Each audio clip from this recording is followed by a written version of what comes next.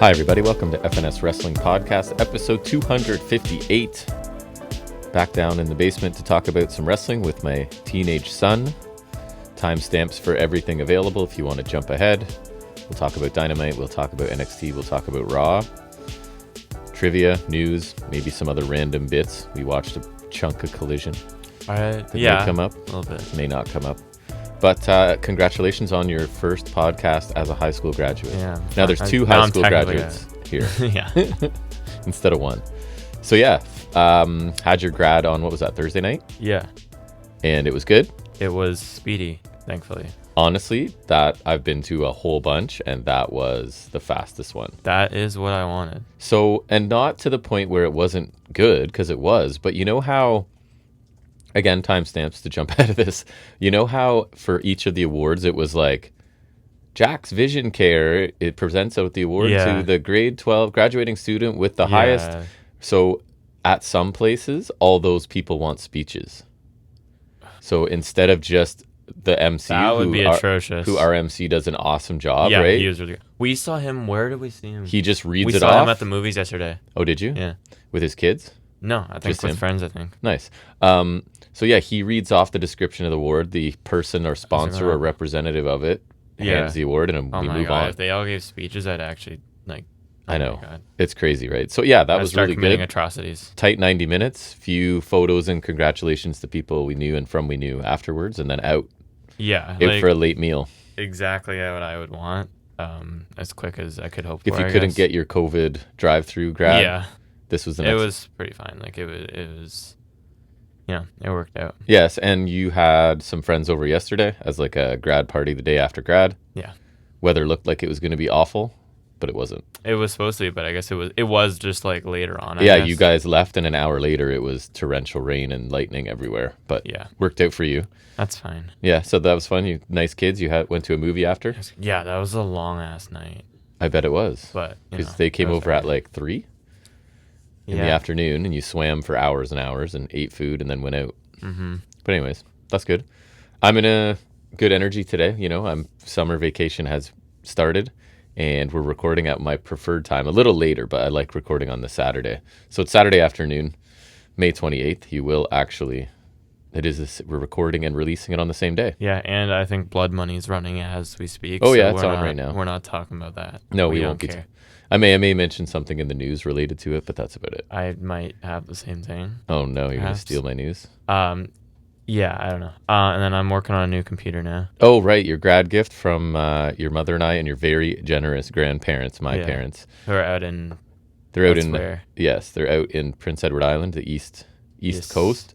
Missed your grad. My dad's birthday was the same day. Happy birthday to him. So yeah, they contributed mightily, and you got a new computer for university. Work on a Mac, yeah. And better than mother's. And we just picked all your courses, which was a joy for everyone involved, might I say. But it's done. Mostly, we think? I think so. Yeah, so you had to pick, you were only forced to pick 1 out of 5, right? And then you could sort of...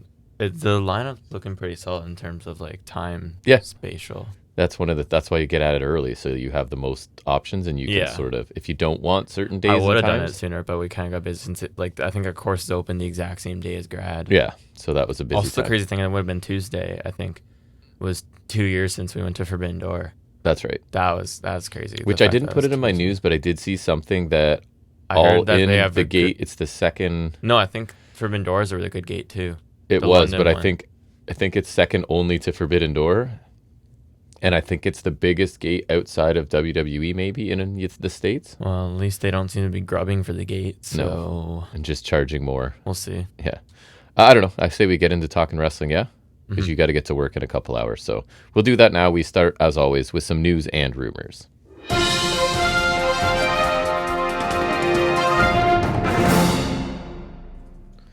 Okay, talking about news. I went with... I guess it's happening now, or almost now, but just the Night of Champions card and how, like, I want to get your general interest level. I know you're not watching it, but like... I already know the card, so I know it's not interesting, but yeah, let's... So, It's Ripley and Rodriguez in a street fight, and that is because Liv Morgan's injured. Liv's injury, so they hastily threw this together on Raw, which I'll mention when we get there, I guess. With their sponsorships. Not really interested. No universe where Ripley's not winning. Like, this would be like if you did Razor Ramon versus Diesel, but before Diesel broke away from Shawn. Right. And they've faced each other in NXT, I'm sure. Oh, no, they did. They did this whole feud already back when Raquel's with Dakota. Okay. And then you've got King of the Ring tournament finals, Orton Rhodes. I could not care less. Not interested. Cody already won, so... Okay. Not a fan, as I expected. Not a fan of either performer in ring, particularly. Especially if you're going to say Orton, not at this day and age. And especially together. If you put one of them with someone who I think is awesome, then Cody Rhodes has had really good matches. They're both that style where it's just like, I don't know, they need someone more exciting for me. The women's Queen of the Ring finals, Asuka Jade Cargill. I feel like no Jade's universe winning. where Asuka wins that. I agree, which is too bad, and I don't think the match could be awesome. And even though Asuka I'll is roll awesome. a news one off of that in a second. Zayn, Karrion Kross. I mean, you've enjoyed the character work of if Kross wins, and Zayn is a good ring general to like help Kross. Like that's what I'm saying. Zayn is an interesting person. Like if someone's not that interesting in the ring, Zayn's a person you can rely on. So I put it in my Raw. I had a question for you when I came to talking about Raw, but it fits here now. Like, if Kross doesn't is win, more over than Zayn and Saudi. If Kross doesn't win, then what? Then they're not re-signing him. You think? If they're not gonna put some lust behind him now, then they're not. Because the whole story has been him chipping away at Sami Zayn, trying to force him into a match. And now he's like, got him. Like, he got what he wanted on Raw this week. And then he loses. Like, Yeah, he can't lose. I know. And I think people will be pissed. But I also think if he loses, then it's just them like, we're not going to sign you anyways. So we're not putting any stock behind you. It seems like that, right? What do you mean? Yeah, like, I feel like they should re-sign him. Yeah. I don't know why. Like, I don't know. It's stupid. I feel like this would be a perfect time for him to go back to TNA. I agree. And be a main eventer there. I don't want him in AEW, but he's not an AEW guy. He could be a big deal in TNA. Even though I've enjoyed his character work lately, he's not an AEW guy. And then through TNA back to NXT, I assume is pretty much. It's such a weird. It is so like weird. Cedric's already back there. Like it's such a weird vacuum. Released from one company, signed by another, appear for back said release company. Right. Like it's very strange. But to keep on the Saudi train, potential Queen of the Ring spoiler, as if we don't know Cargill's winning. But apparently the plan was like she would have been champion already and defended against Nia Jax at Mania if she didn't get injured. Wow. Like, that's a disgusting match. I don't want to see that because we were thinking like, oh, maybe it's because they realized Cargill is horrible because she sucks. But it's also because she got hurt, I think. I will talk about Cargill's match on Raw. I watched that. And like, her against Nia would be atrocious. They just did Stratton and Nia for like the third time in Saudi. They had the tables, but they weren't Slim Jim tables. So I wonder if Saudi like supersedes that deal or something. Maybe they're outside of that deal. They don't want outside sponsorships because like canon. The Saudi logo is the only logo on the mat on SmackDown, right? So it's like, you know what exclusive. I mean? They pay for exclusivity. But like this also makes me wonder where Naomi would be if Cargill didn't get injured because her whole heel turn and character renaissance is centered around that attack that wrote Cargill off. So I wonder if she would still have Money in the Bank and still be an interesting heel. And she is. Cargill hadn't gotten injured. So I think in more ways than one, it's for the best that she got injured, which is nice to say. Not very kind, but like her versus Nia Mania would not be good. Goodness. And we didn't even like that Tiffany. Sounds like a Mania match. We didn't even like Tiffany and Charlotte, and that sounds better on paper. That was a mess. That wasn't good. But we'll talk about bad women's matches later on today. Fatu and Sikoa, you interested? No. I hear Sikoa's doing different character work. I haven't seen it. I've seen it. It's kind of funny sometimes. Like he was kind of funny in Money in the Bank. Like he's amusing sometimes. He's just in the ring. He does not interest me. Same. And Fatu on the does, whole, he doesn't. sure. I love everything Fatu does, but like I can't care enough about the Bloodline stuff right now. And then related to that, Hikuleo's been spotted in Saudi. Right. Yeah. So Tala Tonga is. Here he if comes. he's not Tala Tonga, I don't care. And then Cena Punk is the. Nope. Don't care. Right. I saw Punk did a Thugonomics thing on SmackDown, which is kind of funny. And his Duster Nuck said drug free and his Tron said Punk life. And that leads to my second news story. I have no interest in that match either. Punk apologizing to Saudi fans, So really just like selling out. What people are saying CM stands for something else now. Something I don't know. Like I can't remember what it is. Something moral, changeable morals or something like that. That sounds right. Something wrong. And so and he said that the tweet in question had nothing to do with Saudi Arabia. and he woke up crabby one day and decided to send a mean tweet to Miz. Yeah, okay. So, sure. Like, I found this embarrassing for him, but I agree. I feel a certain way about Punk. I feel like he kind of has to do that, though, since he's I just think the payday outweighs embarrassment for him. Like, oh, you're giving me how much? I'll say, what do you want me to say? Yeah. Right? Which is not supposed to be... I'll apologize to Hangman Page for that Which much. is not supposed to be what his thing is, but yeah, this is corporate Punk now. Roman Reigns has been cast as Akuma in the Street Fighter movie. I saw that. That's like, that feels more like when they were talking about Liv Morgan having a major role. Yeah. In a movie, that's what I envision. Because, like, Street Fighter's big and Roman Reigns is big. So, like, that makes sense. I'm struggling. Is that from the original Street Fighter? Because I feel like it's not. Akuma? I don't know. I have my Kenny Omega Akuma figure. Oh, right. You do. Here, yeah. You do. Oh, that one is just him in regular title with red hair. The Bucks, actually, like, because they did Ken and Ryu, I think. And they're actually in they did. You had that. Remember? Yep. Yeah. But so that's interesting. I might check that out. That'd be cool. Rollins was supposed to be in a Marvel movie, but then they cut his role. Yeah, it's pretty minor. Reigns definitely looks like a... Reigns is a Hollywood guy. Yeah. I mean, it's in the family. And like a Marvel guy too, really. Yeah, I could see him. Could do that. Chad Gable written off of TV to deal with an injury. Apparently, I saw somewhere surgery, but nowhere did it say what the injury was and the recovery time. Now, I didn't understand this next part because it doesn't make sense to me. But speculation would be that Kaiser would may appear as El Grande Americano. I don't know why. But where's Americano going? Yeah, like, why is he taking the place of... Americano's still on the roster. So I don't see how Gable getting injured affects Americano in any way. Yeah, there's a disconnect for me. Yeah. So that's probably rumors. I would think so. Cause, like, unless it's like a suicide thing, I guess. But, like, then who was playing Americano before? It's crazy. Kaiser. Because it wasn't Gable. So where's Americano? I saw something funny. I think because Owens was on Cody Rhodes' podcast. I think he said Americano is... Elijah or Ezekiel, because remember the whole Ezekiel bit, and there was that stupid bit. I love that bit of continuity from him. That's awesome. So I thought that was funny. Yeah. I was saying this to you. The first match is announced for RH Super Card of Honor, where there are a couple of matches that I'm kind of interested in. The one I'm not interested in is Lee Moriarty versus Blue Panther for the ROH Pure title. He's like old as balls. Blue Panther is? Old as balls. Like, and I like Moriarty, but like he's one of those... Like Moriarty lost to this old guy clean on the Arena Mexico show that ROH did. So like... Poor him. He just feels like an... He's not bad. But he's like the indie technician guy. That's why I think he's a good fit on ROH, though. Yeah, that's true. I think that's a good spot I think for that's him. fair. But like, if you look up... Let me see if I can find it. If you search Blue Panther, I think CMLL, maybe? I'll look him up. See like, yeah, Blue Panther... Search Blue Panther CMLL. He's old. He's 64. Nice. And he's beating Lee Moriarty. Like... I saw some clips of the match. Like, he's throwing the softest lariats I've ever seen. So that sucks. Oh, boy. Yeah. Okay. It's going to be a pure match. Are you kidding? Nice. We got Athena Thunder Rosa for the ROH Women's World title, which I think stemmed from the four-way we saw. Yeah. Also, stemming from a four-way is Bandito Takeshita. That's awesome. That sounds awesome. Honestly, I screw Bandito. Give Takeshita the belt just because. Not like it means he has to be on ROH TV or anything, right? No. Because, like, Jericho That's true. was basically... Jericho was nearly exclusively on AEW while he was champion, and Bandito is still on AEW a pretty healthy amount. You said his name twice. I'm worried if you say it a third time, he shows up. Apparently his Fozzy tour is done, and he's just awaiting a creative plan. There is no creative. We have nothing for you, brother. Creative has nothing for you. That's correct. Yeah, okay, your turn. MJF made a surprise appearance at MLW. Did you see that? Yes, he did. Summer of the Beasts, I guess. He attacked Mystico. I actually watched the clip, so he came out. I was telling you, Dijak and Corbin also won the tag title, so good for them. Yeah, that's cool. So MJF came out dressed all black. I think it was like the flak jacket look.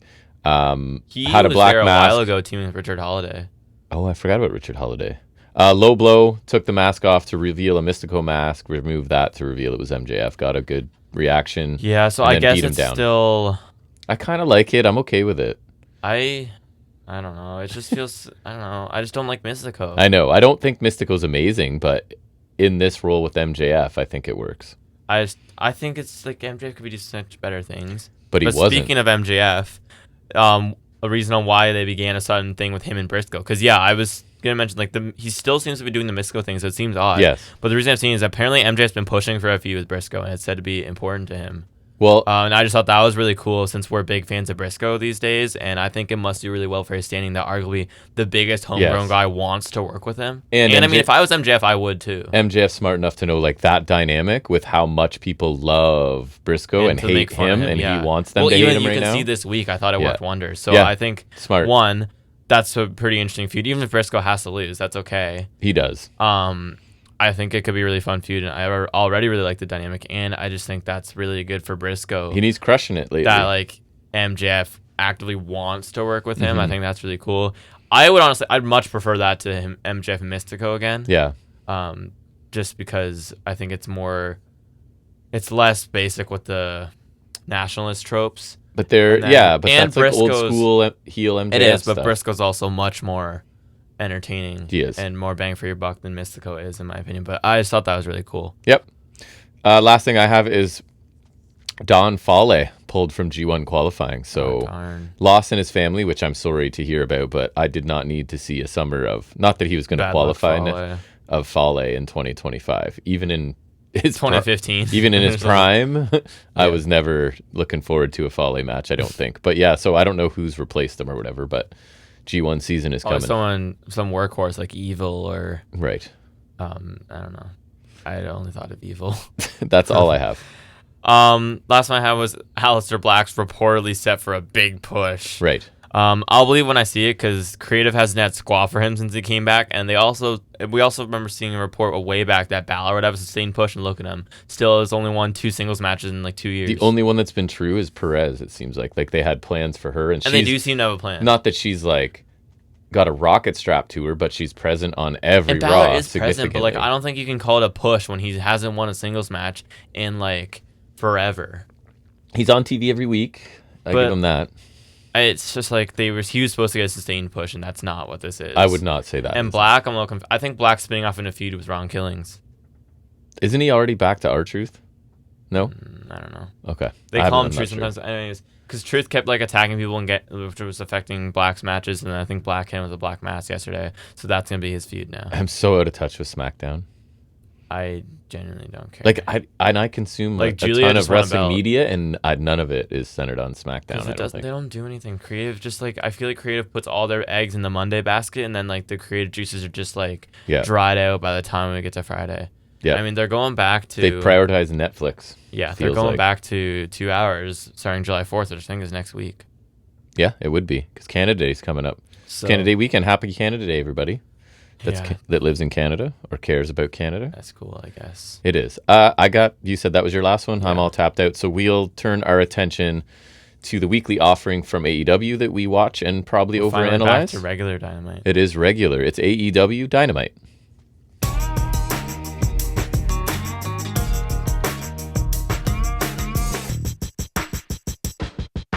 Let's talk about some regular old Dynamite. I feel like just in general, before we get into it, like some weeks there's stuff I want to talk about or whatever. I can't think of a lot of excitement. Like things I'm waiting to talk about, but maybe. I feel like the Death Riders thing has actually been getting much better, especially this week. Was good this week. Especially this week. Which is nice to say. A big step in the right direction. Even just like the little things after the main event I'll talk about. Like there's just little things where I feel like we were saying, they are really hitting their stride now, which is good because I think we only have like a week or two before All In now, which is crazy. Dude, how do you not know exactly how many days? Because they did tell us. Somewhere in my thing, I said, I have a note that says, take a shot every time Excalibur says 17 days. Oh, okay.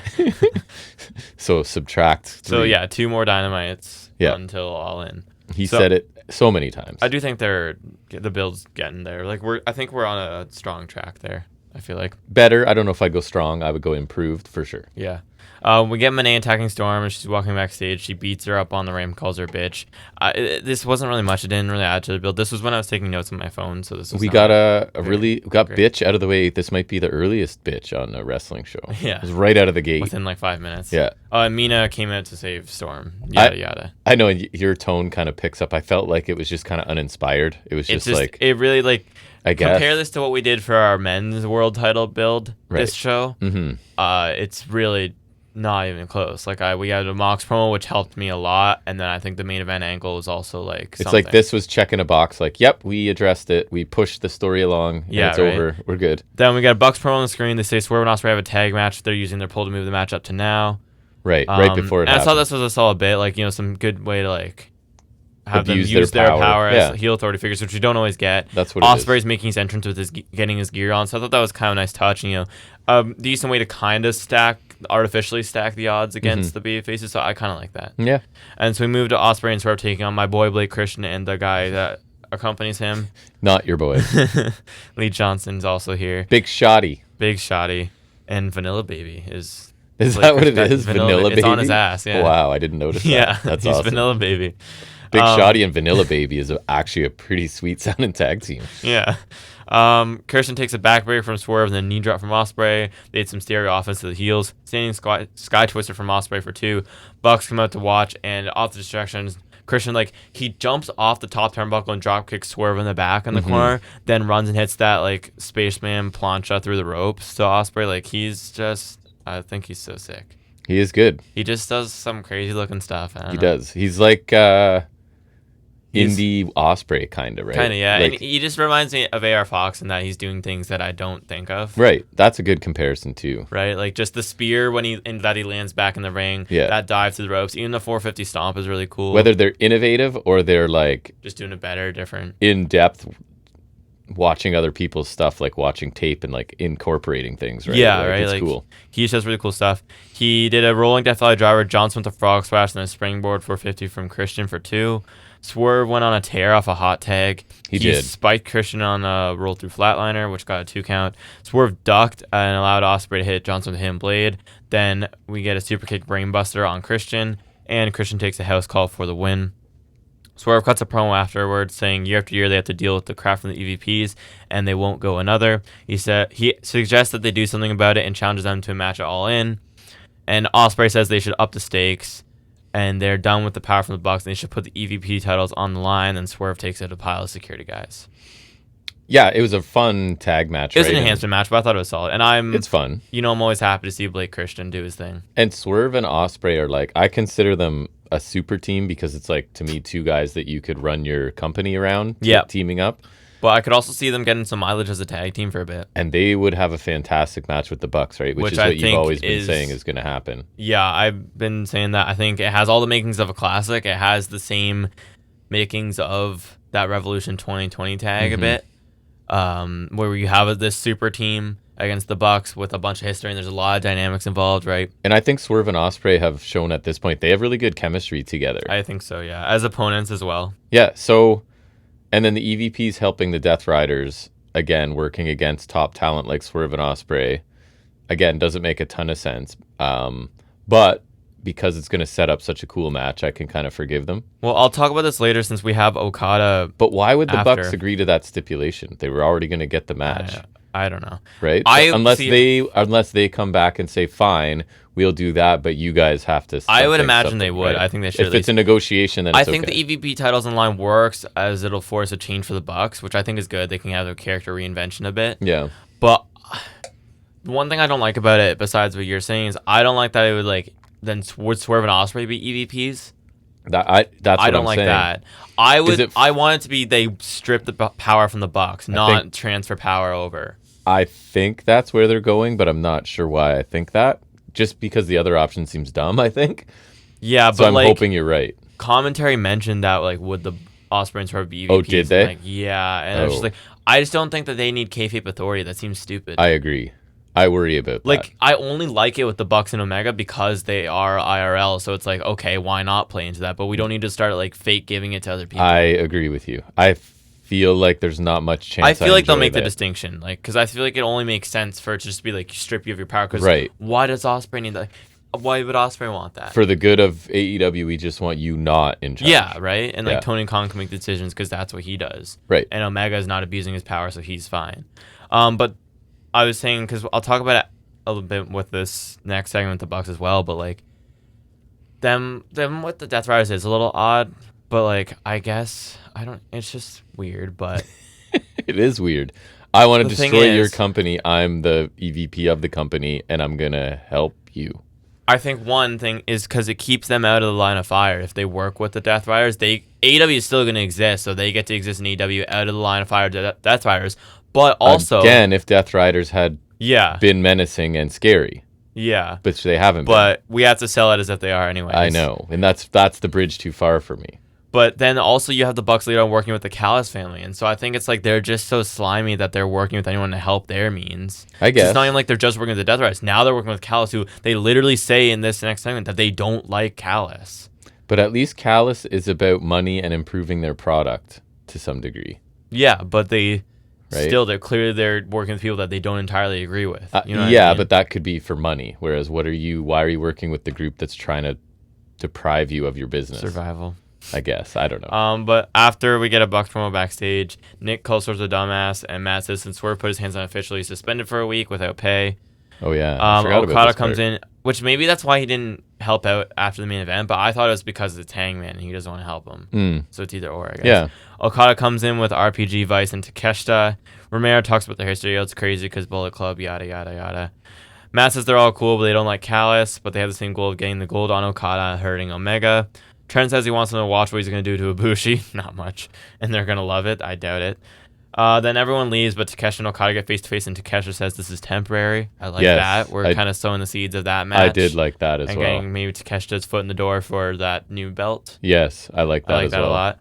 I thought it was fine. Like I said, the Bucks are kind of the king of the temporary alliance right now. Mm-hmm. Which feels a bit much, but like if this is just them like hitching their wagon to any horse that's gonna keep them afloat, I kind of dig it. Yeah, they're dirtbags. Yeah, so it kind of works. Yeah, and I hope as they mentioned Ibushi, I'm like I just hope he's back to full strength, right? Because last time we saw him, he was not. Yeah. Himself. So, but we're gonna find out. Here he is. He's taking on Trent Beretta. Yeah. Who does have a last name. Yes. We get a drop kick from Ibushi. Trent takes Ibushi out after a distraction from Romero. Scoop slam from Ibushi. A lot of strikes. Ibushi with a standing moonsault for 2. Running shotgun knee from Trent. Gotch pile driver for 2. Trent with a half and half. Suplex. Ibushi powers through. He hits a half as well. B-trigger Kamigoye. Ibushi wins. Okada comes out for a stare down because they're going to have a match next week, which is Dynamite 300. That's pretty dope. Yeah, this wasn't very long. I thought Ibushi looked pretty good, like better than last time. His kicks looked good. Nothing was glaringly bad. It wasn't him. It still felt like past the Ibushi. We were watching. I think his style and work rate in New Japan is it's caught up to him, right? And like he like Omega, he's had a lot of injuries. He's been really banged up. Yeah. But I don't think he's snapped back into form as much as Omega did. Obviously, Omega is not his New Japan self still, but I think he still snaps back into form pretty well. Like he came back from his diverticulitis and still had that banger with Takeshita at Revolution, right? And I just think Ibushi's not quite there. He looks solid though. I thought the finishing combination looked good. Yeah, and Trent looked solid too. I think he's like a good hand for Ibushi. Yeah, nice way to ease Ibushi back in. For sure. Right? I hope him and Okada next week is good. Yeah, me too. Because there's a lot of expectations to live up to with them. Oh, for sure. Right. But even a not a great match by them will still be a pretty good match. I hope so, yeah. And Okada, again, super steady. So hopefully that works. I saw someone saying like Okada works in slow motion. He hasn't seemed to really care when he came to AEW. I guess that's their interpretation of what we see as different than that, right? Like we see it as more... Yeah, I feel like he's working steady and like he's giving other people an opportunity to shine while hitting his few impressive things. And I think his character's different now with the comedy bit, which some people write off as stupid and goofy, but I enjoy it. I think he's been hilarious. We've both grown to like Okada more as time has passed. I actually think this run's been better for him just in terms of like improving his range and like I never gave a crap about Okada. I checked out most of his really, really big matches in New Japan, obviously, but I wasn't watching week to week, so... So I have really enjoyed him, but we'll see about next week. Then we get Moxie's promo in a dark stairwell. He says the only thing we have is the present moment, and it slips through our fingers. He asks if Hangman will show up and take hold of it, but he doesn't think so. He says Hangman's afraid of failure and more importantly afraid to become what the world needs him to be. He says Hangman makes him sick after the path he's walked. He has zero sympathy for him, and as world champion, he walks in the fire and takes zero crap from anybody. Hangman has shied away from what he's been given, and on July 12th, after Hangman is done filling with his emotional turmoil, he'll get choked into oblivion, and he'll show the world what the world champion looks like. Yeah, basically, like he said it, he doesn't want a crybaby emo guy as champion. The vision of the Death Riders, what I felt like they were after at the beginning, because he was talking about the roster complacency.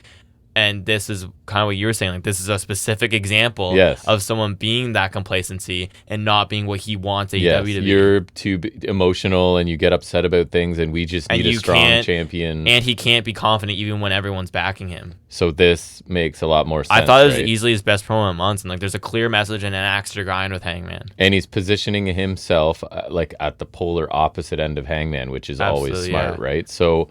And like you said, they should have been doing stuff like this long before.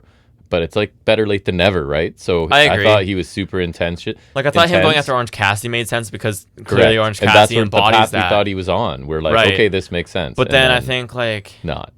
They kind of lost out the 4-way with him, Switchblade, and Hangman. And then the Copeland feud really, I think, was what did this end. Because honestly, I think even in December, I know you were starting to lose steam on it. But like, even when we were heading to that 4-way, I still thought it was decent. Like, he was... Because remember, they were working that 6-man tag, and he was talking about how they can't work together and they can't get their egos out of the way. And so I was like, okay, yeah, that kind of works. Yeah. But then I think really once we started with the Copeland feud is when it went off the rails, because like, I hated it. He really doesn't embody what AEW is. No. He doesn't embody, like, that's why Hangman and Cassidy were perfect, and even Switchblade I thought fit the bill perfectly enough. And early on too, when it was like even the jobbers or the future. Oh, I love that too. That when was he like, was you beating guys the tar at Private Party and Top Flight and Dark Order and Briscoe. You're lacking, so we're taking you out. Even something like Briscoe, you were saying, right? They should beat the tar out of him because he feels AEW, right? But I really like this because this felt like back to what we were supposed to be. He had a clear message instead of being like cryptic, right? And it made it feel more personal again, because I think on his end things need to be upped, and I think this did a really good job of doing that. Between this and like the beatdowns we've seen recently on Swerve and Ospreay, I think they've really picked up steam with this, I think. And I think Mox is right in that we all know Hangman's character and how he operates, and that like even with all the support, he's still afraid to embrace it and like admit he's the top guy, and he's still not sure of himself. And that's in stark contrast to how Mox operates. Like, he knows he's good and he's gonna do whatever it takes. He'll beat the crap out of you if he needs to, right? Like, I do like that. It puts them at opposites, like you're saying. Yes, and it is Mox, and he is kind of in his way putting Paige over too, because that's the complex, subtle character Hangman is trying to put out there, and Moxley's like recognizing that, right? I like that. So solid. And he is the opposite of what Mox and Death Rise have wanted out of the roster. So I do like this a lot. I think it did a lot to develop things on Mox's end, which is what we really needed for this feud. Because I think Hangman is more than developed, and we all know what him, Ospreay, and Swerve are trying to do. But I think this really help things out on the heel side of things, and Hangman kind of represents what Mox was whining about early in the Death Rider run, which we lost sight of for a while, right? We did. I think even feuding with Samoa Joe is like,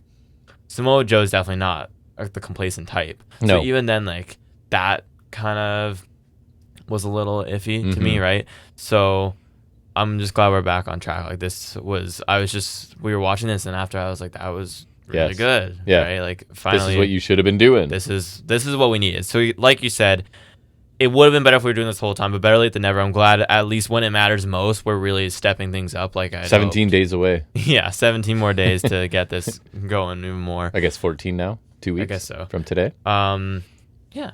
I want to try to book that off so I can watch it. Fine by me. I'll try and book it off too. Okay. Okay. Ricochet and AR Fox are backstage. Fox talks about his momentum, but Ricochet interrupts him and says he's been looking for a crew. He feels Fox has what it takes, so they should team up against Jet Speed. And Fox, like, I think he kind of put his hand out until Ricochet took that as a handshake. Right? Yeah. Yep. I really love heel Ricochet. So this was a solid bit. This was very on brand for Ricochet, right? And it's just he's hitching his wagon to the hot thing, because people have been really liking Fox lately. And in real life, if you're wondering, like, why would Fox follow through on it? But this is like getting you a match on a international show, right? So yeah, because he's not always on Dynamite. At the end of the day, I'm getting more exposure and getting another match, so I'll follow through. And if Ricochet will fall on his end, which he doesn't, but if he does, then that's like, maybe you get to the tag titles and get some gold finally, right? Yeah. Like, they could, ideally, it could get him somewhere. Obviously not. And just like you're in a thing with a higher profile athlete, it can't be bad for you, you know? Yeah. I mean, I guess. Yeah.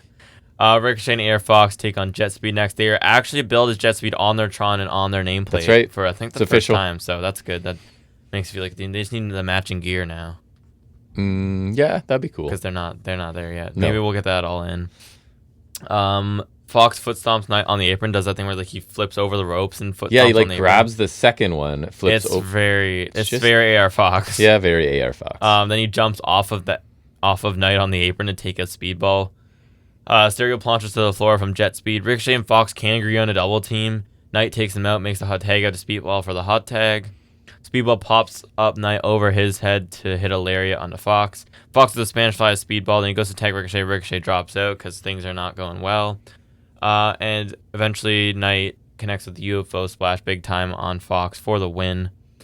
After the match, Jet Speed get interviewed on the stage, and Speedball says the tag titles have been held hostage for too long. A lot of belts being held hostage these days. That's right. And it's time for someone to come to their rescue. Knight says it's time for the belts to come home to them. He made some reference to MVP's theme song too. He did. He was gonna sing. That part was a bit awkward. Yeah. Knight made the challenge for All In. Then they get jumped by the Syndicate. They get put through a non-Slim Jim table. Then Syndicate music hits. They make their entrance as normal to the ring.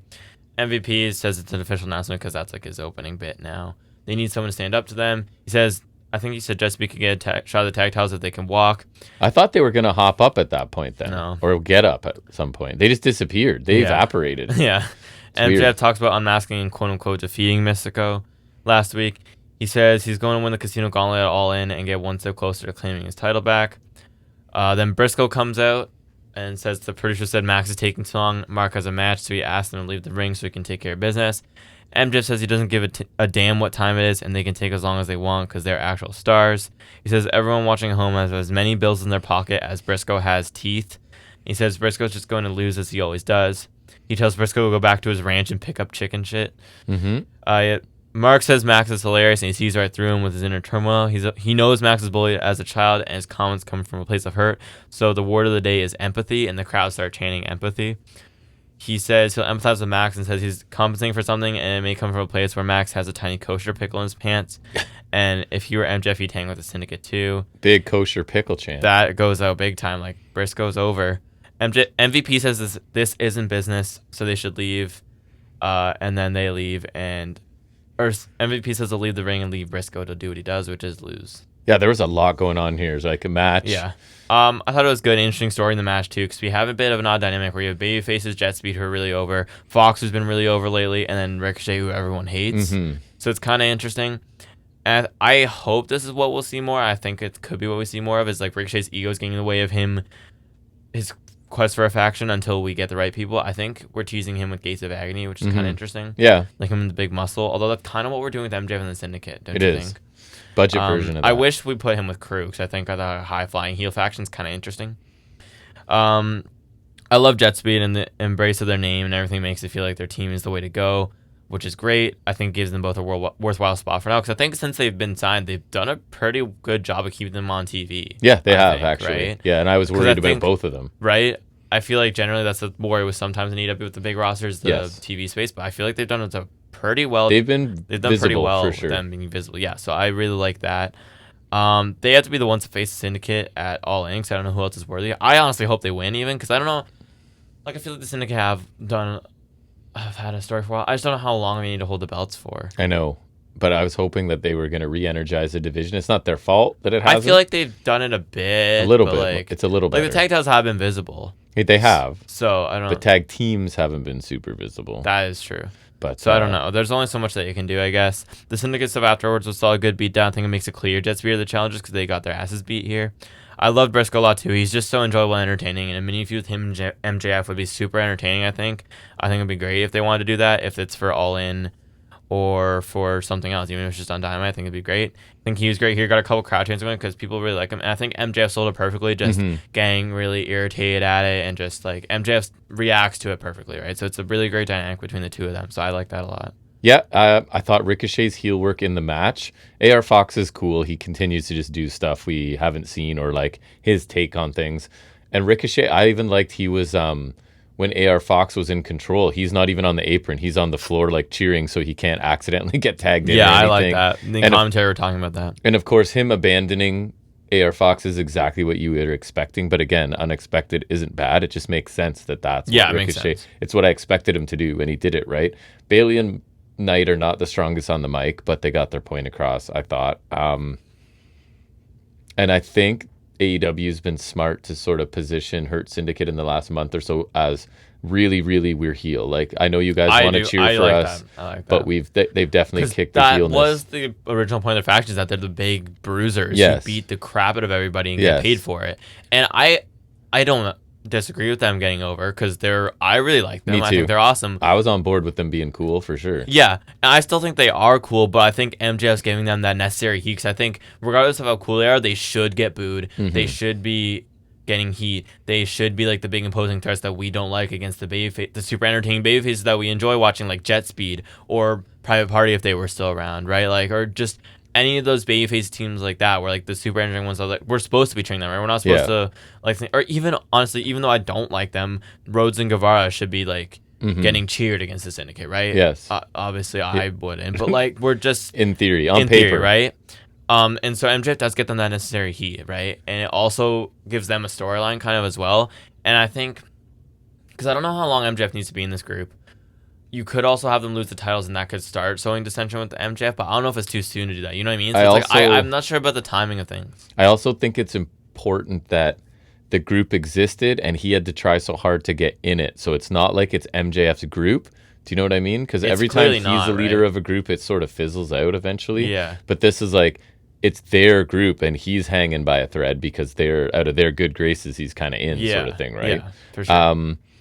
I thought Briscoe, because you have like redneck, missing teeth Briscoe giving the psychological analysis of MJF was kind of entertaining, right? Scarf, right? Yeah, I think the Briscoes are like the classic, like maybe, I don't know what, my theory is they're intelligent guys and maybe not super educated guys. You know what I mean? Because I don't know what education they have, but I think they're smart guys. Like, I think Mark Briscoe's a pretty bright guy, maybe just not a ton of education there, right? There's a difference between the two things. There's tons of smart people that aren't super educated, right? But yeah, I thought this was funny. Yeah. And you could even see Lashley with the sort of joke about MJF's, the pickle joke. Like, Lashley found that funny. I can see, like, I feel like he's the type like R-Truth to make people crack up, and not like where he's like his character's an idiot though. Or maybe it's character work by Lashley, because remember, he was the last one to be willing to get MJF in. Or even if it's not character work, it's not like out of character. Right. Then we roll into Briscoe's match, which is him, Roddy, Bandito, and Takeshita, with the winner getting the #1 spot in the Casino Gauntlet. If you listen to us, you know I love this trope. Like, we get the Casino Gauntlet, which is a fun match in of itself, but then we also get these fun qualifier matches. Get your like guaranteed spot in there because it can end at any time, which they don't tend to mention. So I'm going to tell you now, like, the Casino Gauntlet can end at any time. But I really like it. And it's usually it's a triple threat, but I don't mind it being a 4-way. Me either. And I told you before it started, for the record, I did say, feels like Briscoe needs to win here because Hurt Syndicate were so... Yeah. And I also was like, maybe feels like Roddy's taking the pin. Yeah. I remember saying to you when they first announced the match, like, I feel like this is one Briscoe could win. And you were like, eh. Yeah. So I called it first. Right. Briscoe hit a blockbuster from the apron. Bandito and Roddy trade shots. Pop-up cutter to Roddy from Bandito. Briscoe misses a froggy bow. Roddy rolls him up for 2. Repeated running forearms to Briscoe from Roddy. Then Takeshita catches him with a boot in the corner. Takeshita with the superplex to Roddy. Then a Bandito frog splash to Roddy simultaneously with a Briscoe froggy bow to Takeshita. Takeshita hits a double German to Briscoe and Bandito. Bandito with the Torture Rack GTS and a 21 plex to Takeshita. But he can't bridge, and so Takeshita rolls out of the ring. Right. Roddy with the Endo Heartache to Bandito. At least we got that in. And the finish comes when Briscoe flies in with the froggy bow for the win. Roddy had to get in position a bit, but it was well enough, I think. This was a really strong 4-way. Super enjoyable. Took a second to get going, I thought, but great crop of guys, and it was simple stakes, so I really loved it. And I like that we get these before the Casino Gauntlet. And Briscoe getting a win with some stakes attached, it just helps him out, right? Like, yeah, I agree. So he's not like losing everything. He doesn't need to go any further than this, but he at least won whatever the prize was. So I thought really good pace, good action in this, as you would expect. I'm glad because he gets the all-in payday, and he could get a storyline with MJF, so he's doing good. I hope Takeshita still makes it in the gauntlet because he deserves to do something. He seems like the type of guy that'd be good value because his crazy stuff always pops the crowd. It does. Because he's got some crazy looking offense. And I know we have another 4-way next week for the number 2 spot, and MJF is in that, so it'll be interesting to see if MJF gets in. My theory is either MJF gets in it to start the match with Briscoe, or seems likely at this point. Or Mystico comes to cost him the match. That too. We can go one of 2 ways, I feel like. That is both fair options. Yeah. Then we get Adam Cole promo. Basically, Cal's family is a thorn in his side. He's issuing an open challenge for his belt to one of them. It was Joshua. Is it just me, or does the stuff for Collision even feel different? Because as soon as I don't know if it's the way he's set up, it's just him standing there and then he starts talking and it's not an interview with anybody, but I'm immediately like, this is Collision. It's like my mind goes, well, you don't like, really I know he's just saying stuff to set up a match for literally like the next night because it was an early Collision. It was Alexander, right? And Cole retained. Yeah.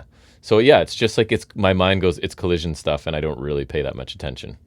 Yeah, it's like it was fine.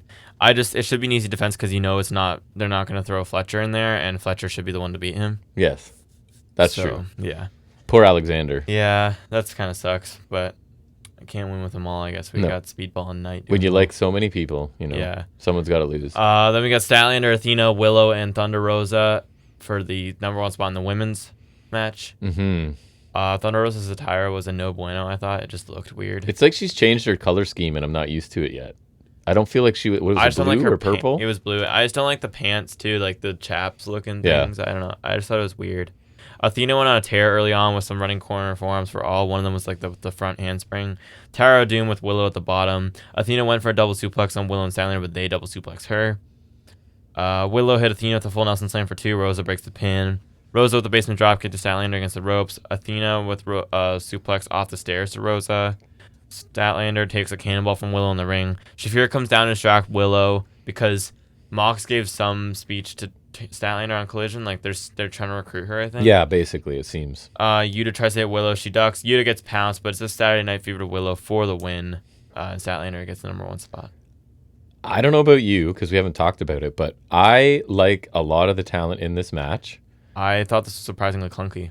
That's crazy. I said, but I was not impressed with this match. Clunky would be a word to describe a bunch of this match. Literally wrote, given the people involved, I thought this was surprisingly clunky. Wow. There were just numerous spots where we didn't talk about it. No, we didn't say anything. And there were numerous spots where I thought things seemed out of sync and not quite clicking. I thought Rosa especially seemed slow and lost at times, and the flow was disrupted numerous times. Just not fluid or smooth, in my opinion. Yeah. Add in an unclean finish, and I found this disappointing. Yeah. The flow it wasn't. It was weird because 3/4 of these women are awesome. Yeah. I think we both know which one it's not. I like everyone except Rosa. Something weird happened, yeah. Yeah, the storyline with Death Riders possibly courting Statlander was interesting. I think the only worthwhile part of this, really. But it does mean another turn for her, so that's kind of like right. Big Show she's Big Show / Kane. Yeah. It does warm me a little though because I feel like she's only joining Death Riders so that we have Statlander and Shafir as another tag team. Right. Because that was on Collision where like the 8 women came out, and because you have Tekla with the House of Black girls, or sorry, the Heart Always Wins. That's right. TJ, Baneford. Can I call them Bayford? Yeah, Bayford. Yeah. Okay. Nice. They're Bayford, and we have TJ. Like it's just, but I feel like we're already artificially manufacturing teams. Like I can smell it. Them out I can smell it. They're pumping out tag. It's not even the slightest bit subtle. They already have more tag teams than on Raw though for men. Yeah, pretty much. I saw maybe literally. Saw someone complain too. Okay, yeah, right. Because people are always saying Tony fumbled. 2 for 1 on SmackDown. What are they doing with Andrade and Phoenix? I know. Phoenix has just been in. I saw someone complaining. He's right. Phoenix has just been in random tag matches. Like he teamed with Jimmy Uso, with Javon. He teamed with Andrade last night. What are they doing? If they're gonna just put him in teams, they should have put him with Lucha Bros on Raw because that tag division's on life support. They see Penta as a viable single, and But he's been losing a bunch lately too, his though. Shadow. He lost clean this week. But like Penta hasn't even been doing that much ever since they broke the threshold of him losing. But yeah, I guess so. They don't care as long as his merch sells. If it sells from lower mid card, then that's where he'll be. You know what I mean? Yeah. So I don't know. I'm worried about that. But like, you can't keep saying Tony's fumbling when they're like these people who are so desperate to either go back to WWE or go to WWE, and they're like treat less. I'm sure Penta's happy with himself so far, but if I'm Phoenix, I'm gonna start to question things. Phoenix hasn't been seen much. Black, Rusev settling into kind of Black and Phoenix are also on SmackDown, so there's also that. I'll talk about mid card. Rusev, yeah. I don't even really care about Rusev personally, but it's just I don't know. But yeah, the women's tag division, I don't know. I get they're cutting down the mid card titles, but we did not add a women's tag title in its place. Not at all. We have 4-ways next week for the number 2 spot, so hopefully the women next week do better than what was done here. But we'll see, because I don't remember. It was disappointing. I'm not gonna lie. It definitely was. Like I don't know if it was just a bad day. Yeah, they hit moves and stuff, but all that connective tissue was like it wasn't there. No, people were turning direction. Like remember there was the one spot where like someone was running the rope and Stat was trying to get running the ropes, and they had like Athena and a power bomb, but like they couldn't decide what to do. And which angle they were coming from. It was weird. It's just one of those spots where like there's there was no flow to this really. It just felt disjointed the whole time. Then we get a recap of Christian Cage's promo for last week's Collision. Him and Nick Wayne want to go for the tag titles. Cool, not a tag team. But I feel like that'll get us to the Copeland storyline at some point. Copeland's still being gone. I'm fine with that. I agree. FTR interview. They are going to smooth things out with the Outrunners on Collision. I always like Stokely, so I actually thought this was solid, even though I brushed over it. But like, at least it's a storyline they're putting on Collision. It is. So I can appreciate that. Yes. And it is more FTR. So it does. It's something like it.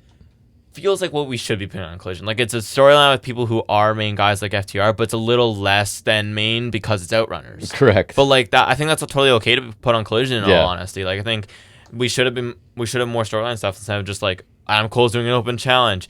Fletcher and O'Reilly are facing off because their factions are feuding. We'd be more likely. That is a fair Collision match, but still, like there's a storyline there at least. Yes, if there were stories being told, we'd be more likely to check things out. I think than just like, oh, it's Takeshita Ibushi, so we'll check it out or whatever. Yeah. Right? I also just really hate the weekly wrestling on a weekend. I do too. I just don't like it. And it's in an awkward spot for us to talk about it. Either it's super stale. Do you know what I mean? Like we got lucky on a Thursday, but then it's like now we're having to fit that in Dynamite in that window. And it's just like nope, and it's not good enough to care that much. No, the only time we do it is for the C2. We got to keep tabs on that. We do. Then we get our main event, which is Hangman Page against main event Mordos. You pointed that out, Ever since his relationship. It's only been 2 weeks, but literally since him and Monet became public, he has been nothing but a main eventer. Strap the rocket to Mordos. And listen, I was one of the first people on that band. You were, because you watched him back in Impact. And loved him. Black Taurus is the man. That's right. But yeah, we've always been big on Mordos. I love him. Loki, a dream match here. Like, this is a really cool combination, it is. I think. Cause even though you 100%, there's no drama. Care at all to this because you know who's winning, but it was for the post-match angle, which I think is okay, and it's a cool match because I absolutely love Hangman. I think Mordos is awesome. So yes, Hangman knocks Mordos off the apron with the springboard lariat. Orihara moonsault misses. We get that corkscrew dive, the trademark of Mordos. Pop-up Samoan drop from Mordos for 2. He had an interesting counter to Hangman's tombstone for 2. I think it was supposed to be a roll-up, but ended up looking like he spiked Hangman a bit. He did. It did. It reminded me of Monet and Hayter. Commentary said it too. I don't know if he meant to spike him or just roll him up. It looked kind of cool, though, I guess. Yeah. Hangman with the Poison Rana and a discus lariat before the buckshot, so he gets the win as expected. Lights go out. Bucks have him for an EVB trigger. It connects. Death Riders come out. Mox chokes Hangman with a chain to no end. The Ops run down. Yuta and Bucks hold them off, to their credit. But then Ospreay comes down, the Ops grab chairs, and the heels then run off. Yep. Which that's what I liked, was that they weren't pure chicken heels here. This is what we've been saying. Like, they weren't outnumbered there. Until they they held them until they were outnumbered and the opposition had weapons. And the goal was to kill Hangman, and then once that's accomplished, they can go. Right. They held him off enough to butcher Hangman a bunch, and they only left when it made sense to. So I like that, because that's what Death Riders used to do, too. They would fight off all the goobers on the roster until it became too much. Then they would dip. And I like that. That's what we needed here.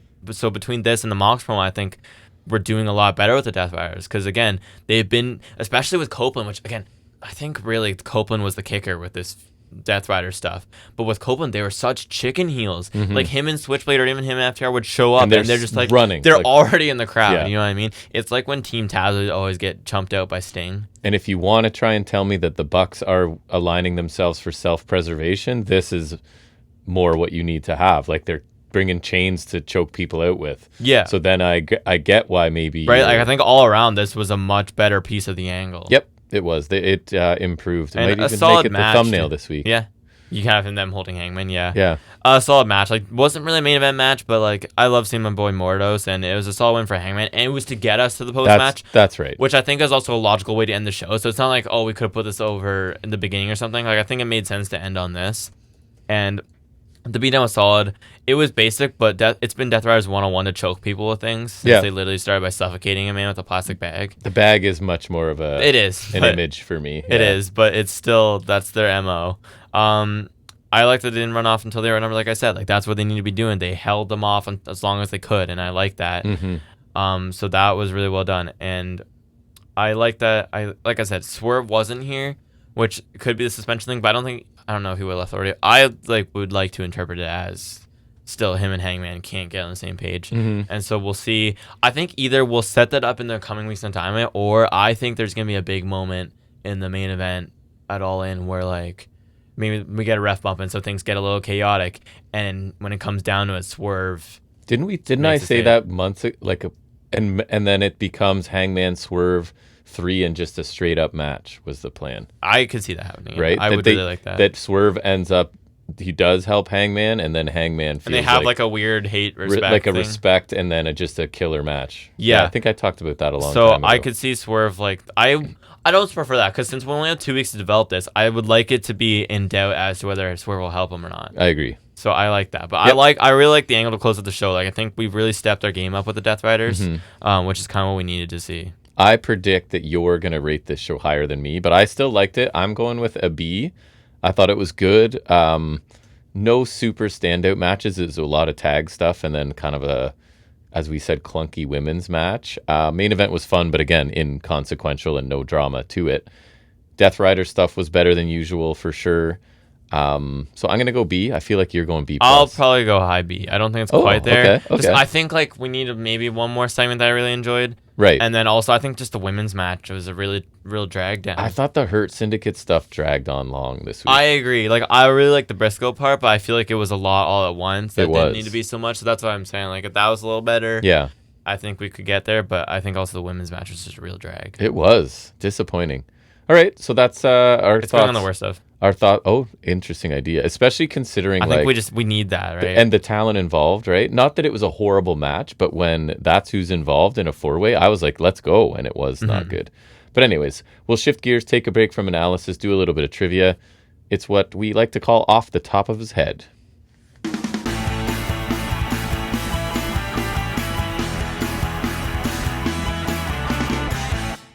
So this week's topic just kind of came out of nowhere into my head. It's not, sometimes I try to relate it to something, right? But it's not this week.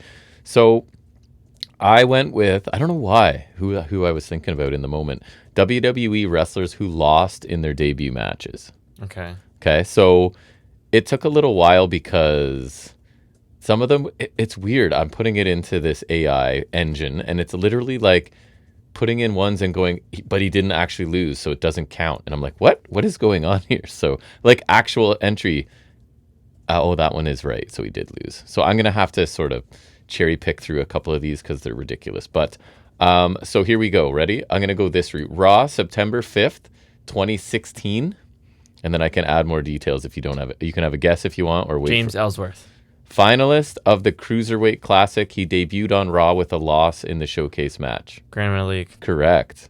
AKA Metalik. Mascara Dorada. Is that? No, it's not. It is. No, it's not. Look it up. I just heard it this week and was kind of blown away that's Grand Metalik. No, it's not.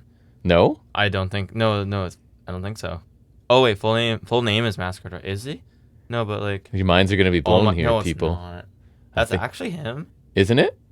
It says because I love Metalik. So he's currently performing. Or wait, it says it's happening in real currently time. Working for All Elite Wrestling on the independent circuit. But is that because he's shown up as Metalik before though? The Ring of Honor 2022. Is he? I think he is. He works as Mascara Dorada, but is he the right one? Because we'll have to so NXT UK 2019. No, I don't think it's him. No, because this is a different one. Yeah, he is a Mascara Dorada, but I don't think he's the same one. Interesting. So NXT UK 2019. Jack Stars. Nice try. Opponent was Cassius Ohno. Despite great technical ability, his debut ended in defeat. He is now rebranded and just recently on main roster. Rebranded on main roster? So he's rebranded in NXT, then went to main roster. Kaiser? No. Think more recent. We really like him. He used to tune in for his matches, specifically on NXT. Fraser? Other. Oh, A-Kid? Yeah, A-Kid / Action. That was hard. NXT TakeOver Brooklyn, 2015. Oh, that doesn't... And then it says, note, doesn't qualify. He won. So I can't use it. Apollo Crews. This is what I'm saying. Okay. Stupid. Main roster debut, Survivor Series 2013, pre-show battle royal, lost. Former NXT champion before his... Yes, good. Before his new character. I was going to modify that one. Debuted on Raw, first match, SummerSlam 2010. Was pinned by John Cena in a large tag match. Barrett? Yes, very good. Could have been any of them. Yes, but he's the main man, I guess, right? So, yeah. Raw, April 24th, 2017. Opponent, Dean Ambrose. Lost via DQ. Ambrose attacked Miz, causing this person to lose his debut. AKA, well, actually, his name at the time is the Drifter. Oh, Elias. Really? Yeah, sorry, I didn't know if you would know right off the Drifter or not. Main event, February 2019. Lost to Dean Ambrose. EC3. Why do you know that? Because he got, that's when they started burying him. He lost on Raw, too. I thought I was going to have to pull out some major hints for that one. That's okay. Because there's that one interview from a Moment of Bliss when she used to have that, and Ambrose was doing a mock interview with him, and EC3 was just mute, and that's the thing where he was like, where are EC 1 and 2? That's funny. SmackDown 2015, lost to Dean Ambrose as well. Was hyped with vignettes ahead of this, and then lost clean in his debut. Kind of like a perennial comedy guy, was in a comedy tag team. Hawkins? Sandow? No. Curtis Axel? No. Adam Rose? Sorry? Adam Rose? No, Tyler Breeze. Ah. You're all around it. Where are some good ones? Clash of Champions 2020. A giant tag match as well, looks like. Or a big tag match. I should know, because I would have watched this. One of your favorite factions. Retribution? Yes, so pick one. Slapjack? No. Mace? No. T-Bar? Yes. I don't like saying their names. Don't make me say their names. SmackDown 2018 lost to AJ Styles. Ty Dillinger? So this is dumb too, though he had early enhancement wins, his first significant match, so not a loss. So that doesn't count. Andrade, so don't worry about it. This one was on SmackDown 2018 versus the Usos. After strong NXT booking, this group was quickly buried. Sanity. Correct. So who? Eric Young, Killian Dane, yeah, Eric Young. Wolf. Eric Young. SmackDown 2021. Tag team opponents were Natalya and Tamina. Lost despite NXT success. The Brave ones? So tagged with Tegan Knox. Lost to Natalya and Tamina. Shotzi? Yes, I was going to say one of your favorites. Main roster return. Okay. I'll let this one go. Raw 2023. Triple Threat Elimination Chamber Qualifier. Keith Lee? Lost, pinned but didn't win. He was in it with Gable and Ziggler. Disappointing return after a dominant New Japan run. Nakamura? No. Gaijin. Not, you don't think. Carl Anderson? No. Riddle? No. Bronson Reed. Oh, yeah, he did go to New Japan. He did. Royal Rumble, January 2021. Eliminated by Bobby Lashley. So impressive showing, but technically a debut loss. So think of an NXT call-up, I guess, around that time. Yeah. Very good. SmackDown 2022. Lost to Mansoor in a tag match via countout. Madcap Moss. No. Under the, I don't want to say, his name changed all of a sudden. Quickly. And he got over on his own. LA Knight? Yes. AKA? Max Dupree. That's correct. Which is Maxine now, right? She was his sister. Oh, is that how that worked? Yeah. Raw 2021 lost to Jeff Hardy in 1 minute 40. Jackson Riker. Controversial because he was NXT champion at the time. Oh, Cross. Yeah, that's wild. I forgot about that one. In his debut, it was the Royal Rumble 2016, and he did not win, so technically... AJ Styles. Correct. Yeah. That was a big reaction, I remember that. So these ones I think are more well-known. Raw 2015, lost in a U.S. title open challenge. Sami Zayn. Correct. And what else is notable? He also tore his Arcade. Yeah, he tore... Throwing his arms around. And then did the match. That's crazy. SmackDown 2002, lost to Hardcore Holly. Orton. Correct. I think you'd know these. And finally, even I would know this one. SmackDown 2002 lost to Kurt Angle. Correct. That's right. Kurt Angle. Because he was showing, what was it? Ruthless Aggression. Ruthless Aggression era kicked off there. That, all right. Technically speaking. Good job. Now we will go back into talking about some Raw, some NXT. Not quite as in detail. We call it Highspots and Restholds.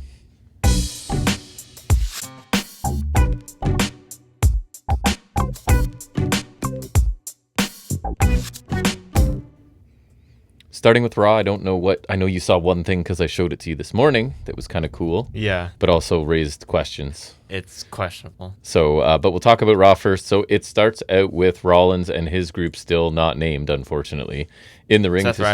Seth Riders, yes. In the ring to start the show. Basically, Seth starts by talking about how he doesn't understand the fans. They chant for CM Punk and the OTC, but then they also sing Rollins' song and bark for Braun Breaker. Right. He's not wrong there. This is where he gets a little more delusional, right? Roman Reigns exists because of him. CM Punk claims he came back to WWE because the fans chanted for him, but the company wanted to cash in on how much Seth hates Punk. There was no second coming of Cody Rhodes unless Rollins was there to put him on the map. And again, I think this is really good heel logic, like old school heel logic where it makes people want to root against them because it's not true. Yeah. But from his delusional when it's easy right? to like understand where he's because a lot of times right now the heels are right. You know what I mean? Sure. That was McIntyre's which thing, is right? And it comes up on this show too, I think. That's more new school. This is more old school, like I'm delusional and I'm taking credit for everything, and fans are like, no man. That's what you want. That's right? Yeah, they want to see him lose, I think. He says LA Knight stuck his nose in their business, so he got tsunami after tsunami for his troubles. He rhymes off a whole bunch of their top stars and says they are all running a race for second place. So I don't know, man. Like, we were both excited when this group formed. I was very excited, actually. There's something missing. I don't... because they're not good at keeping steam anymore. I know for sure I don't like the rule breakers in. Although...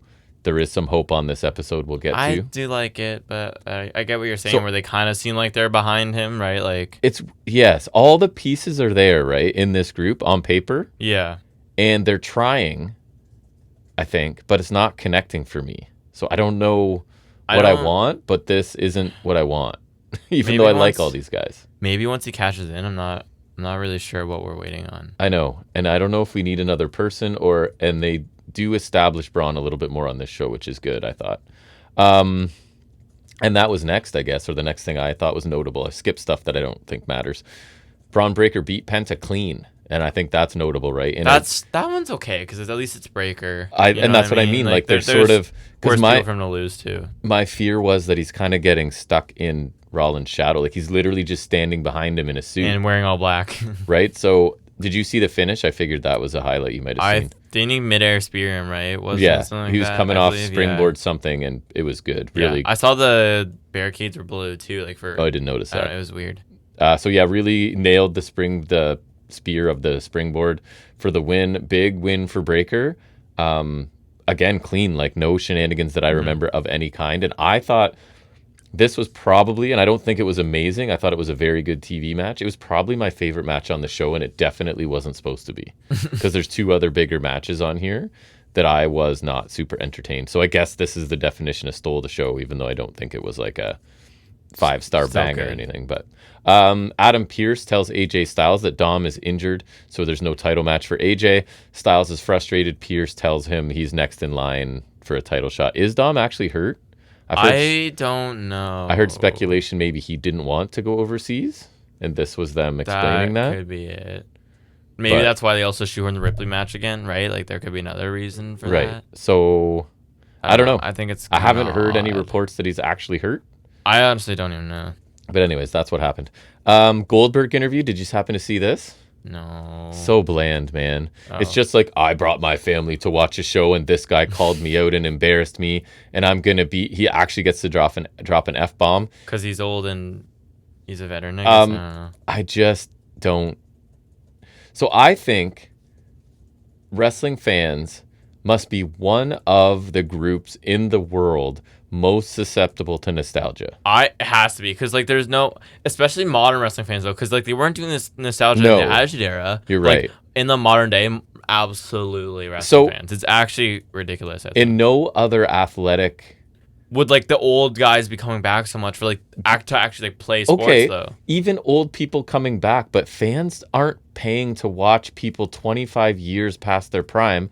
Other than like, don't they sometimes come back in the celebrity game or whatever, right? But like, yeah, and it's like a joke. Right, that's different. It's a spectacle and it's once a year and it's a joke. Yeah, that's different. I guess it makes wrestling unique, and some people will think cool, but it bugs the crap out of me because I don't like it. But I know a lot of people do, right? But I was just thinking, what other group of people are more into nostalgia than these people? Like, other than, like, Hollywood, they do it, but it's also less physical in Hollywood, so it's a little more defendable, I think. Right. Like, this is athletic endeavors to a certain degree. Yeah. It's weird. Anyways, without Liv around, it seems like Balor was kind of taking charge of Judgment Day, and he and Raquel... Which that kind of makes sense. It does. He and Raquel have, like, a tense moment, but then he convinces her to go out and take out Rhea Ripley. And then it's like you said, are they teasing Roxanne just doing what Liv did to Ripley? I feel like that's what they're doing because I can't think of anything else. She's telling Dom everything's going to be okay, and Dom's like, good luck in your match, right? So it was kind of like, are they... And I mean, like, they don't seem to be that good with storyline, so maybe they're creatively bankrupt enough to like just rerun the storyline. Like, I don't think that's impossible. But Liv's hurt, so run it back with Roxanne. I know. They know how the template is there, right? Right, and so it happened out of nowhere. Worked a lot because that got a lot of popularity for Liv too. Even like you were really liking that. And Roxanne, no offense to Liv, Roxanne's also a really good wrestler. So now think of like if she could get that over. And they have to like call an audible because of the injury. The template's already made. Right? Like you're just dropping pieces in. It's like your notes. You have your template. I don't think they're not going to. I know. I think there is definitely not a 0% chance. Right? Like that they're just doing it. It feels like that's what we're doing. Speaking of Roxanne, unfortunately, she loses to Jade Cargill in about 10 minutes. Weak boot, powerbomb, jaded. Cargill advances to the Queen of the Ring finals, right? Fine at best. She has to be winning. You do have contrast of styles, but she's still lacking a lot of polish. Not good. She probably just lacks the polish that wasn't in the in AEW. It was forgivable. She's not a newcomer anymore. She's access. She's been here for has to be at least 3 years. She's had access to the greatest machine in professional wrestling. Yeah, she's been around 3 years, and she's been in like the facility. So I don't mind her winning here just because Roxanne has other things on the go. I think that's the point. Like, she doesn't need to be into this story too much. I'm a little disappointed, though.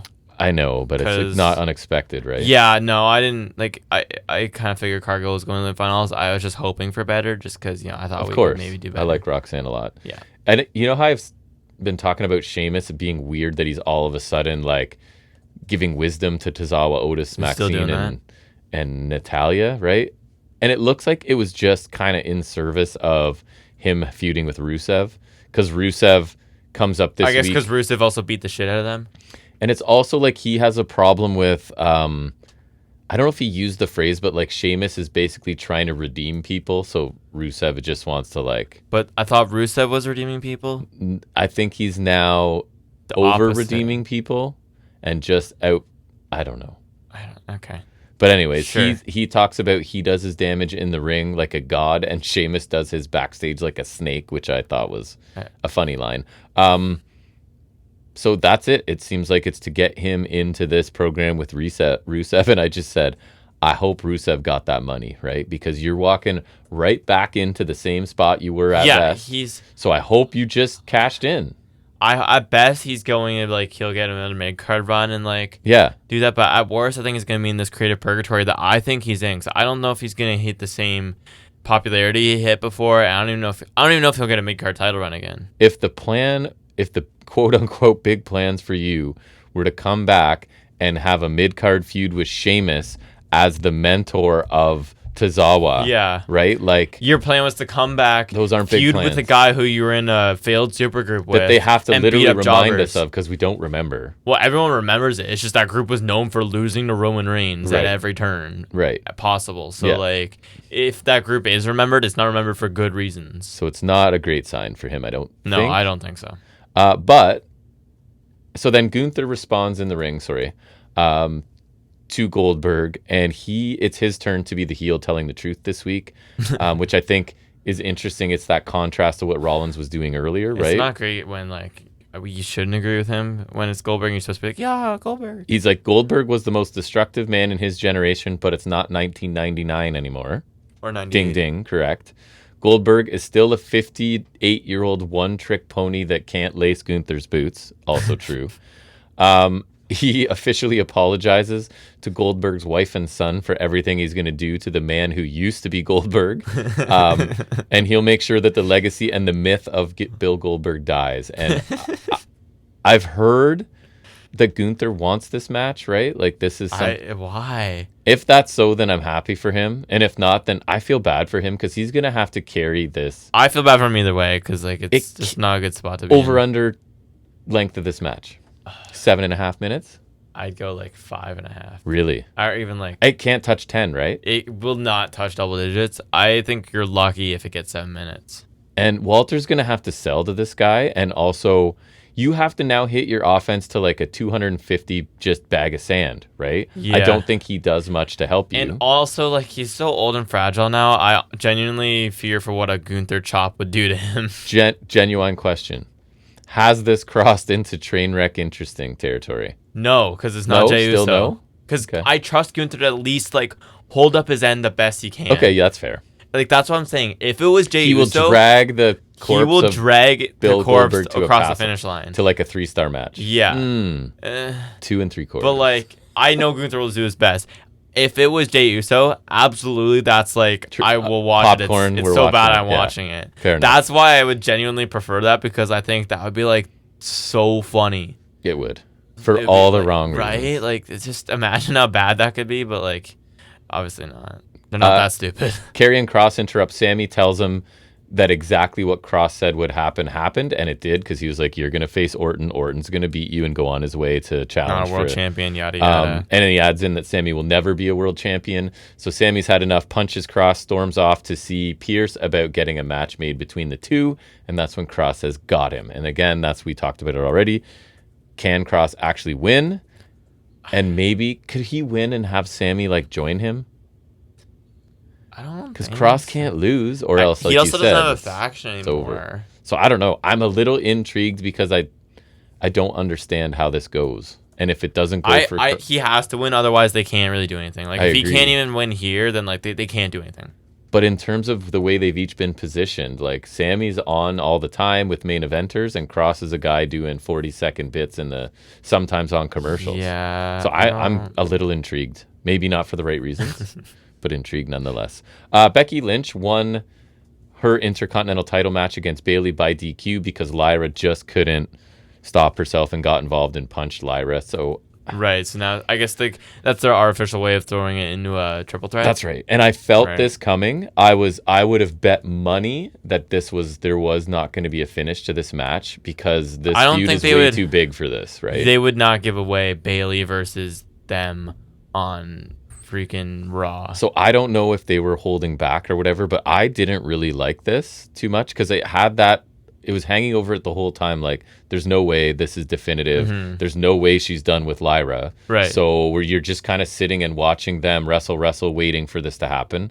And I don't think the action You're just waiting for the shenanigans to come. Yeah, and the action sometimes is enough to take you out of that, right? Yeah. This wasn't the case. Yeah, so I kind of was disappointed. After the match, Lyra kicks Lynch to the floor. Bayley pulls Lyra back in, yells at her for costing Bayley the match. Obviously, Lyra tries to explain why she was actually trying to help Bayley. And Lynch is kind of happy from the aisle with the chaos that's happening, right? So I'm assuming, yes, we're getting a triple threat, which is fine. The match that does seem cool. pretty good. Like, that's the kind of match that would kind of interest me, I feel like. Yes, but like the storytelling has been whatever. Yeah. And then this is what I actually showed you this morning because I thought it would interest you and we can talk about it. JD McDonough gets a vignette for just himself and it's really cool. Yeah. Which begs several questions. Go ahead. Are they going to push him? They're not going to push him. Why are they showing me this? Why didn't you do this when he came back? That was mine. Because when he hurt himself on that table, we're like, man, if they play this right when he comes back. They could absolutely have made it something. He's going to be like a main eventer or anything, but he could be hot for a couple months. He could be hot for a while. You could honestly have pushed him to like, maybe if the Judgment Day splits, you could easily push him to beat Dom for that belt. Right. Easily. Like, I'm not unrealistic, but he is a easy mid-card champion. Absolutely. So I thought this vignette was really cool. I love McDonough. It's about him like going above and beyond, and he knows nothing will come easy because nothing ever has, right? I love him. I'm glad they put some stock into him, but it begs the question because I have zero faith they're gonna push him. They never. Me too. He's been the fall guy for this group for like 2 years almost. And so you sit there and I don't trust them. Why did they put the time and energy into this slick vignette? Because I really don't think it will come to anything. I can't imagine it does, and it's which such sucks. a weird like. You guys made this, and it's cool. And it wasn't like it was 30 seconds. It was probably 90 like a couple seconds. minutes at least, right? So, like, I don't know, man. It was cool, though. I don't trust them. I know. So, like you immediately default to, no, this is nothing. Even though it looks like something. It does. It's weird. It's a weird disconnect. I don't want to think that, but like, I know. because I want to be happy for him. And I am, but like I just think they can't be trusted with him. This vignette is his legacy. That was their thank you for like... Yeah, honestly... almost dying, killing yourself and carrying on, and finishing a match. Here's a 90-second vignette to put on your resume. I guess so. But anyways, so Gable, this is where they sort of write him off TV. He's attacked by Penta backstage. He approaches Penta backstage. The attack isn't yet. He threatens to pull off Penta's mask, tries to attack Penta. Penta's ready, avoids it, hits the sacrifice, which is that arm breaker thing. And Ludwig Kaiser is watching in the background while officials check on Gable. So Gable has issues with luchadors. I didn't know at the time. He is injured, as we talked about in the news. So this was getting him off thought you were TV. saying he had issues with luchadors. I wasn't aware at the time. No, I'm aware. So we'll see what that means for him. And only him, because it's only him. He's the only one injured. Like I don't know why we're like pretending he's the only one. That's right. And then I said like basically an audible gets us a Rodriguez Ripley match, right? So Rodriguez comes out, and just so you know, I did write Gonzalez twice and had to delete it. Like, why did they change her name from NXT, or was it in NXT still where they changed it? Okay, actually, when she was in the Mae Young, she was Reina Gonzalez. Correct. And then she was Raquel Gonzalez. Right. Now she's Raquel Rodriguez. Right. I wonder if it's like, well, so clearly they changed her name to Raquel Gonzalez. All lateral moves there's no way that they would like change her from a fake name to a real name, right? So no, Reina I think Gonzalez is her real name probably. But then they just want to eradicate it completely, and maybe Rodriguez is just like stereotypical, because isn't that what Dina always calls Amy in Superstore, right? Oh, that's right. Yeah. So maybe it's just like they picked the most stereotypical Latina last name they could find. It's the alliteration. Like, come on, it's the alliteration. The alliteration for the win. Yeah. So she calls out Ripley. Ripley attacks Roxanne, saves Rodriguez from a riptide through a table. Rodriguez puts Ripley through the table with the Tejana bomb instead. Pierce later says that these two will have. Did you hear the stipulation at Night of Champions?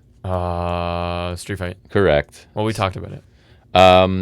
And then, this was replacing whatever Liv we talked about. Oh, yeah, we mentioned the street fight already. Because we're so excited for it. That's why. Yes. Finally, Cody... If I can find results, I'll mention it after this. Cody Rhodes beat Jey Uso in a 19-minute main event with a Cody Cutter Crossroads for the win. You got to see Cody Rhodes and Jey Uso. Aren't you just crying with joy right now? I didn't love this either. 19 minutes. What?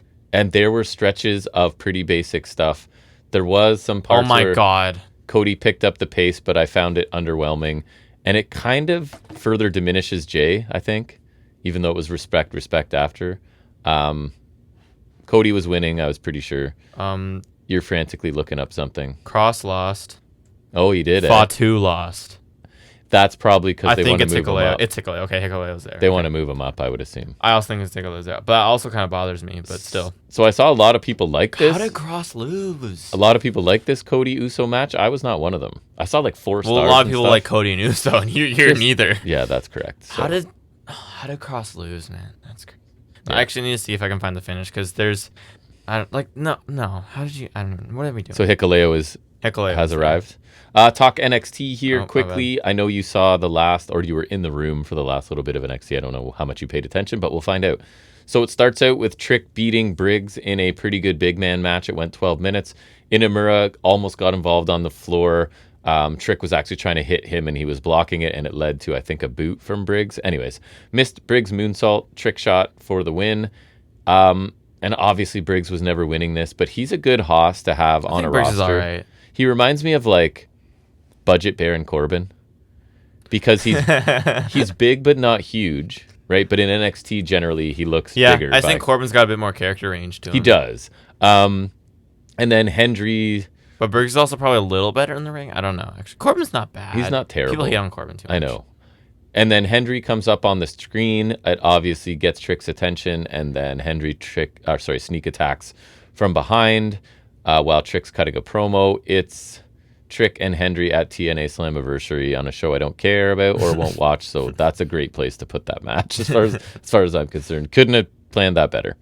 I genuinely wonder how many people, since this partnership, are now watching TNA because of WWE, or if it's just like, okay, with the TNA, I'll pay attention to TNA when it's on. And I think NXT. Even if you check TNA out, you can probably then figure out, oh, anyone important I'm going to see by just watching WWE anyways. Like, if they're a big enough star, they're going to be in NXT anyways. Yeah, I wonder how good this partnership actually is for TNA. I don't know. And I feel like they're already getting siphoned off. Like, it's like... Oh, for sure it's like a vampire crisis, and they don't know that one's just sucking their neck. Yeah. It's like you've given the bank robbers the combination to the safe and then are just, surprised when they come and take money. But you're just not aware that they're actually taking the money. Looks like Bourne will be in a program with Lexis King next, because Bourne was backstage talking from to main football events players. to Lexis King. And then I think it's okay if it's like he's starting his singles run. No, right? I think it's fair. He's going to face a heel and he's going to win.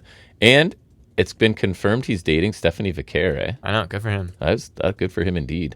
Tavion Heights lost to Javon Evans, so it was for Heights' freedom, right, from no quarter catch. That's right. So there was an angle or a little segment earlier where I guess Heights had to get stitches on his lip. So they were saying, working that into the story, saying that, oh, maybe Dempsey did that on purpose while they were training. I saw Heights was wearing like that crazy mask, and it got in the way. It was shifting a lot on his face, so it was like a mask to cover his mouth because he had stitches on his mouth. I thought it was really weird looking. That's why. It looked super obtrusive. Because normally they try and keep their mouth available so they can breathe and whatever, right? But that's where the problem was. It wasn't his nose. It was definitely crazy looking. Yeah. So, anyways, he ends up losing to Javon Evans, so he has to stay in no quarter catch crew. I thought it was a solid match. I saw Dempsey's kind of like happy that he lost. Yeah, I saw that. Exactly. And Heights was doing a lot of grappling and stuff, which makes sense. It was like grappling versus a high flyer, so it was a pretty good match. Kicks, twisting splash, Evans for the win. And then Jasper Troy, who's got a lot on the go, he comes out to attack Javon Evans with a black hole slam. So as expected, that's kind of what's next for Javon Evans, which you're very excited about. I feel like do you think Troy actually beats Evans? Yeah. Right? Which sucks, because if I'm them, I'm putting everything on Evans, because he's like got everything, and I think Troy is super generic and boring and doesn't have that much going on. Evans should be, I think, a North American guy. Absolutely. I think he could work his way up to the top, though. Absolutely. I do too. But I think he's a perfect North American guy. Who has this right now? Oh, it's Paige. That's even better because they had a feud. So he should definitely be Paige within like a couple months. And Paige doesn't feel like a North American champion to me too much. I don't mind that though, because he can kind of anchor that for a bit. Like he's super reliable, so I actually don't mind that. He's a pro. He's a pro's pro. Yeah. Ricky Saints beats Ashante Theodonis in 8 minutes with a spear and a Rochambeau, and I like exactly what you expect. The spear did look pretty good though. I did see that because I think I was there. Whatever. If I say they had an 8-minute match and you pictured in your head, that's exactly what this was. Pretty much. And I guess Starks is still in NXT. Has Ashante even been doing much since the whole Petrovich thing? No, he's in that role of like he has some cool offense. Pop up for a loss. And he's a heel and he never wins. Okay. Exactly. Ava later tells Paige that she'll meet Paige and Saints in her office next week. Runs off to help Hank and Tank because they've been attacked. Didn't you say she couldn't even run? Because I think you were here at this point. I said she couldn't get angry good. Oh, that was later. The NXT Focus, which used to be cool and are now don't really feel anything different from anything else. It was Dark State. So they have this goal of getting them... Well, of course it's not cool if it's Dark State. They have this goal of getting them all to speak in every segment, it feels like. Yeah, it's like a Breakfast Club, and they're just like sharing a circle. It comes across as so contrived, right? There's no way to not have it feel that way, and they all... Anyways, it's super generic. Because there are no leaders, yada, yada. I would say the material and the delivery are uninspired, and they need to do something. Because even they were pointing out they've just been gone for a while now. And like, oh, we're back to do something interesting, I promise, even though we've been gone. Like, trust me, we're going to do something cool soon. Just like, okay. If you say so. If you say so, because so far, no. Obafemi talks in the ring, I think it was. He's restless when there are no contenders. He needs challengers. Basically, he's got an open challenge. The first to respond is Inamura.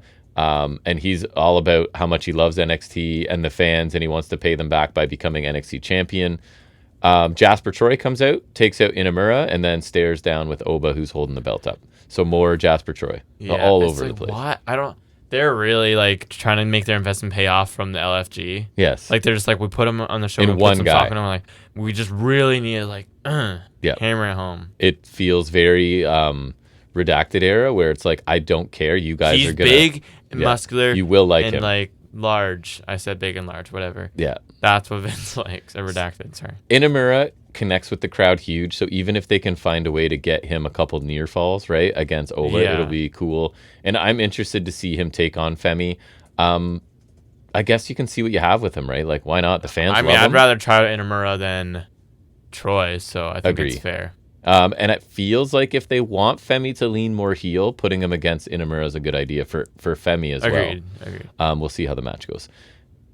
Izzy Dame brings Paxi a new doll, because remember you showed up after this and like, why is she with her now? And I'm like, because she gave her a new doll. It's actually, I think that it's one of those times the explanation did nothing to help me and actually made me more confused.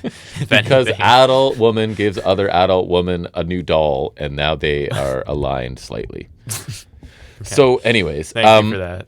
She gives Paxi a doll and asks her to be in her corner for the match tonight. And then Ruka and Zarya come up, obviously. They're skeptical of Dame trying to give Paxi advice, but Paxi follows Izzy anyways.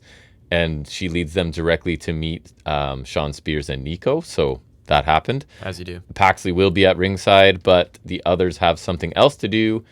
So it's like Spears and Nico have their eyes on gold, so they were going to do something, I guess, to get in the tag. Maybe. Oh, right, because they're doing tag stuff now. And Hank and Tack just got attacked backstage, so... Maybe it was them. Could be them. I get Dame trying to recruit Paxley, but so that part I understand if they just want to add people and she's sort of at risk floating around. But I don't feel like they've established a connection between Dame and Ruka and Zarya to the point where like they should have any input and Paxley would, because it's not like they've been a unit either, right? So I don't really care if Paxley blows them off for Dame. It's like, the middle part of this story was never told, right? One of those situations where it's like... we have a beginning, kind of like Petrovic and Adonis. Right, but nothing in the middle. Right, we're just kind of skipping to the conclusion we want. Yes. You had this, you reverse engineered a beginning. That's right. And forgot to... And we're just like, the rest. Yeah, you forgot the rest of it. This is enough. Yeah. Wesley will take care of Joe Hendry for Trick next week. And I just wrote, I bet he doesn't. This high-rise thing has made Wesley so just... Nah. It's such a regression for him. Remember when he was rolling as like the fighting champion and like taking everybody out and like or having when matches he was every week? The problem for me is I can compare him to being in the Rascals, right? Which like say what you will about them, and I don't love them all, but they're fun and they have good matches and they can wrestle. And now he's just with two giant guys who are learning to wrestle still. That's his role now in this modern day NXT though, where because he's experienced, he can go and he's a mouthpiece, which isn't his strength either. Yeah. So but like he can help these guys in the ring, I guess. Like so, that's just he's pigeonholed there now. He is, right? And it's tough because he doesn't need any more developmental. Like he is a finished product. Yeah. Whatever your thoughts are on that finished product, right? This is what he is. Product. He is what he is. Yeah. He's not gonna like go up anywhere more. No.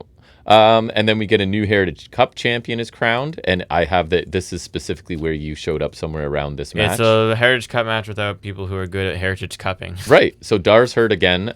So these two are fighting for the vacated Poor Dar. cup. Like I was telling you, TKO is going to cut him soon. I would think. It's too bad. He's awesome. I don't think he's sticking around. I don't. So I feel like his ceiling is certain. TNA and feels and then back to like, what are we doing? That wasn't even intentional. I just got there as soon as I was like It's just gonna become a second thought though. The go to TNA was a sincere thing, but it's like and then right. It's so stupid. The white T-shirt guys are there like with stacks. It looks like Deuce and Domino and a couple others. It looks like Deuce and Domino multiplied. That's right. They referred to Stacks as crazy Channing. That you make a reference to Deuce and Domino. Like. I know. They called him Channing Lorenzo or Channing or Lorenzo a few times, so I don't know if they're trying to reintroduce his name. That is his name. Departure from Stacks. That has been his name. But I guess he's not like. But he's just been Stacks. Yeah, but he's not. I guess he's not that underboss anymore. So he's trying to ditch that persona. I guess right. Like I guess you gotta kind of like rebrand, so to speak. So Tony gets a pinfall in round 2. Stacks gets one in round 4, and I was confused, but it's because round 3 was during a commercial. Okay. Luca Crucifino comes out to support Tony after the 4th round, but there's miscommunication. He hits Tony with a tinfoil bucket. A tin bucket. And that's enough to lead to the finish. I don't even remember what the finish. Oh, it was some shitty knee strike. Yeah. So copy and paste as Luca tries to help Tony, but screws up and costs Tony. So Stacks is the new Heritage Cup champion. And then it boils over. Tony actually punches Luca Crucifino after the match, as if anyone could possibly care. I don't. I don't. I have match was fine. My thoughts on this feud are well known, so I'll leave it at that. It sucks. It's dumb. It's too long. It needs to stop. I sound like you. And it's like, you need to stop. Yeah. And it's also like, it's dumb and it's stupid. All the cartoonish Italian mobsters. It's just. That are just like, it's so bad. But where's the Riz? Where is she? I don't like that you said that. Because they've mentioned her name several times, so I don't think she's like. She's in hiding. Released or she's in witness protection, and she'll come back as somebody else. Well, I learned from Impractical Jokers, we call it Whip Pro. What? Witness protection. Oh, Whip Pro. That's right. Thea Hale and Lainey Reed have beef backstage, and Lash comes in. I don't remember. I like details. how she said. I think Thea Hale started this with she's like, I'm a grown ass woman, but there's so many problems or something like that. But she had to throw in the I'm a grown ass woman, and I was just like, okay, dude. The Chase U kids are hitting the books, but Andre Chase doubles down on what he said to them last week. Reminds them that they're the ones that wanted to join Chase U, and they're basically like, we thought because you had a new attitude, and yes, this attitude is what built Chase U, but it's also what destroyed it. And then they're like walking out. They just mope out. I wonder if this is like Chase is gonna. It's a character development. Or does he really turn heel and kill them? Screw you. Right, and do something new. No, I feel like it's going to be like you know where it's going. Yeah, I think so too. He's going to grow and be a better person and blah, blah, blah. We're all friends. Main event's a fatal 4-way for the NXT Women's Championship #1 contender. Jada Parker, Jordan Grace, Last Legend, Izzy Dame with Tatum Paxley and the doll. Pretty clear who's going to win this, I think, right? Yeah. So it does happen. Paxley tries to help Izzy Dame at one point, but Saul Ruka comes down. Tries to talk sense into Paxley, and Zaria's approach is just to pick up Paxley and carry her away. We get a Tower of Doom with Grace at the bottom. I make a note of Booker was really annoying in this one. I don't know specifically, but it never needs his existence, and the fact that he makes sounds out of his mouth is a problem for me. He's still there. That's crazy. Frenzied finishing sequence leads to Grace hitting a torture rack power bomb to Jada Parker for the win. I did enjoy the match. I thought the action was steady. The crowd seemed interested in Izzy Dame and Lash facing off. I guess it's like not Haas fight quite, but like adjacent, like they're both the powerhouse, the two powerhouses. Yeah, is how commentary spin it. And they do the crowd really likes Jada Parker, and so do I. Some good near falls and pin breakups sprinkled in throughout this.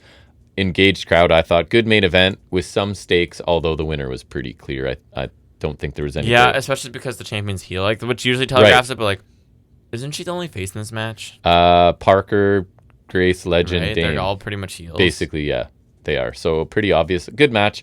Fine NXT, I guess. And I don't really have anything else to discuss. Do you? I don't either. We watched Fletcher O'Reilly. It was good. It was pretty good. Total attention, but I didn't pay total attention, but the crowd chants were really funny because they're both all Kyle. So stuff. It was like, this is Kyle. We want Kyle.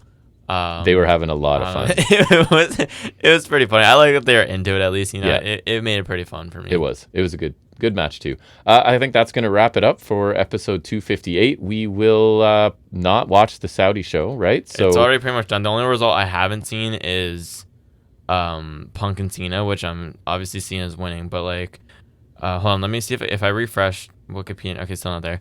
Cody won, Ripley won, Zayn won, Gross, Sokoa won, Gross, Cargill won. Of course. So yeah, that's nice. There's our review of it right there. So we don't have to cover it next week, but we will be back next week with 259 to talk about another week of pro wrestling. Thanks for hanging out with us this week. Come back next week, bring some friends along. We'll see you next Saturday, I guess. And until then, everybody, take care.